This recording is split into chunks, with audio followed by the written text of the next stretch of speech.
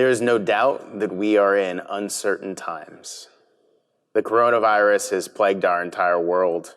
It is impacting our families, our social structures, our economy. We are asking the questions of when will this be over? When will it end? Or is this our new normal for the time being? We're worried about those who are most vulnerable, whether it's the elderly or those who are immunocompromised, worried about those who are concerned about food insecurities right now. We're worried about work. How can we work from home, or whether or not we have been out of work because of the virus. We are thinking about school and learning. Our young children who are at such an informative time in their learning, being out of school, how will we juggle Google Classroom or Zoom with them and work at the same time? Our middle schoolers and our high school students, they're not only missing out on in-person classroom time, but engagement with their friends, sports, and other extracurricular activities. We're thinking about our own family. Will we escape this? Will one of us get COVID-19? How will we manage together? How will we do work? How will we do school? These are difficult times, but I want to encourage you. If you're anything like me, it's especially difficult to be locked up in a home all day. It's hard because I want to do the next thing. I want to accomplish the next thing. I want to engage with the next person. But I want to encourage you to not think about escaping, but rather creating. What can you create with your family? Can you create a new normal of family dinners, which many of us know are so difficult to come by because we are so busy? What about walks together?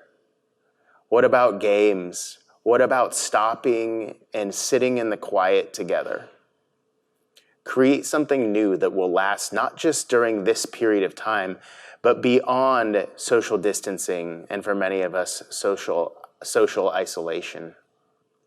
Think about this time not simply in the negatives, which we certainly are being faced with every day through the news and whatever else is going on, but how can we do positive things in our homes and together?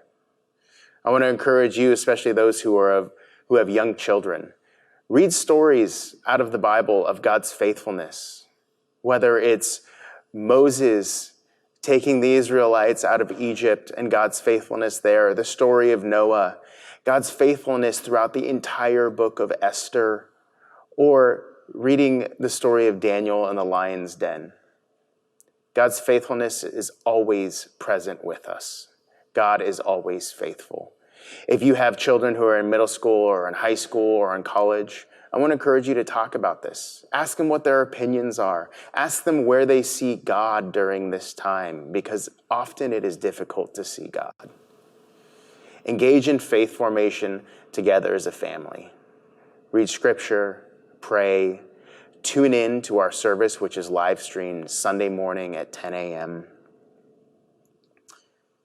Faith formation together is something that we should always be doing. But if you're anything like me, sometimes it's difficult to do it. It's difficult to have the time. And right now, many of us do have the time. So engage in it. Micah 6:8 says that we should do justice, that we should love faithfully, and that we should walk humbly with God. We often think about that text as something that we should do externally. How will we go out and do those things?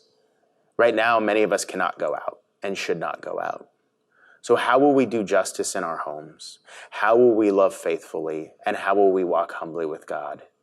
Social distancing, making sure that we are taking care of ourselves and not infecting others, or engaging in the possibility of infecting others, that is an act of justice. We can love one another more faithfully, even when our patience is trying as we're locked up in our homes. We can love God faithfully through this time because God, as expressed in Scripture and in our lives, is always faithful.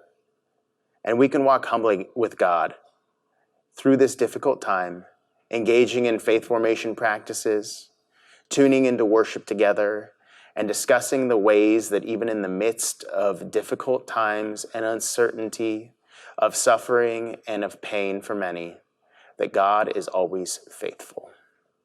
So during this time of social distancing and social isolation, of a world pandemic, let us not only think about the ways that we can care for one another, but the ways that we can create something new for our families that will last beyond this time and that will affirm the faithfulness of God.